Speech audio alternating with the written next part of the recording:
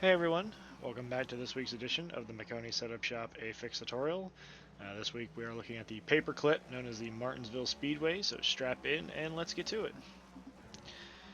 As always with every video, shifting. I am shifting into fourth on the straightaway and then downshifting into third for the corners.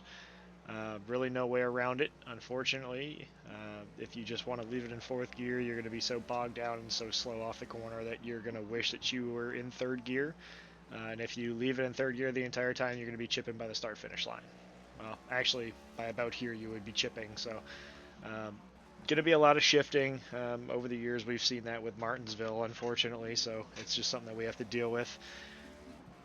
With this race looking like it's going to be mostly overcast, doesn't give you a lot of opportunity to get heat in the tires. Okay, so that just puts a premium on being smooth and technical. Um, Not a lot of room for error here. If you overdrive the corner in this car, it's really easy to lock up. I haven't wheel hopped yet in the runs that I've done, but it's very easy to lock up. Once you lock up, you're just sliding until you get it slowed down enough. Another thing too that I wanted to point out is with the shifting, I know it's very easy to get comfortable and complacent. You want to shift before you hit the rev limiter. Okay, a couple times for me, what's happened is I'll be going from third to fourth, and I'll hit the rev limiter and then shift, and I lock up the rear end, lose control, usually hit the wall. Uh, it's easy to do. Okay, so I would recommend shifting a little earlier than you think or want, just to give yourself a little bit of a buffer. Okay. Normally, you want to get right down on the curb. You don't want to touch it. You want to get as close as you can without touching it. This lap here, I was trying to demonstrate a little wider line to get the nose pointed. So this lap 7 here, I'm entering what I feel like is about half a car width wider. I don't want to be a car width higher. I know I got loose there in 3 and 4. But the idea is if you enter a little wider, and you do this when you have room, you're not going to do this with somebody right on your bumper. But the idea is if you have room, okay, you enter a little wider, you get it slowed down, you point the nose sooner, and you're able to get a straighter launch off to make the straightaway a little bit longer. Okay, you'll notice that you do get a bit of a run on exit. It just kind of helps make the straightaway longer. Just little things you can do around here um, to make up a little bit of lap time as opposed to just rolling around the bottom and saving your tires. I don't really think that there's a whole lot of grip on the outside. Okay, so passing is going to be, I don't want to say tough. Um, it's obviously hard to pass around here with these cars with the shifting and everything. You need the whole racetrack, but I think passing is going to be a little easier. That lap in turn, or that lap 9 in turn 3 is a great example of what happens when you overdrive it just ever so slightly. Okay, I didn't miss 3 by very much, but it was enough to miss the corner. Okay, and you saw the little wiggle that I had. I mean, it could have been, it's one of those things where it happens fast, right? You got to be ready for stuff like that. Um, again, here, this lap 7, what I feel like is a little wider. I get it pointed a little sooner. Okay, I remember doing this lap. I was a good bit in the green, and then I just missed it in 3 and 4. So this lap should have been a little bit better than what it was. But the idea is there. And again, it's Martinsville for the most part. You're just trying to roll the bottom. Uh, Big thing I wanted to point out real quick: be patient with your inputs. Okay, you can see how much I'm letting off and letting the car do the work in the center of the corner.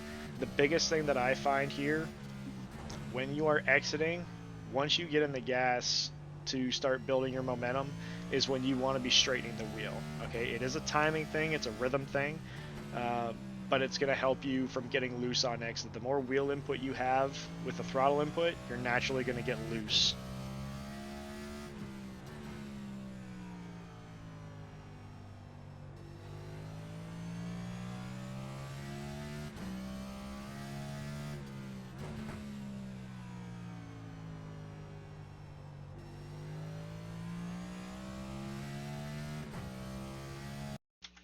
All right, guys. Just to touch on that real quick, things happen fast. I knew this video was going to be a little shorter than normal, given that it is a very, very short track.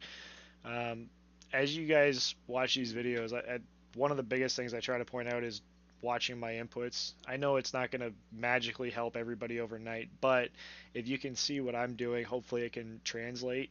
Um, when you're coming off the corners here, okay, you're trying to get into the throttle as much as you can. You're trying not to hit the wall.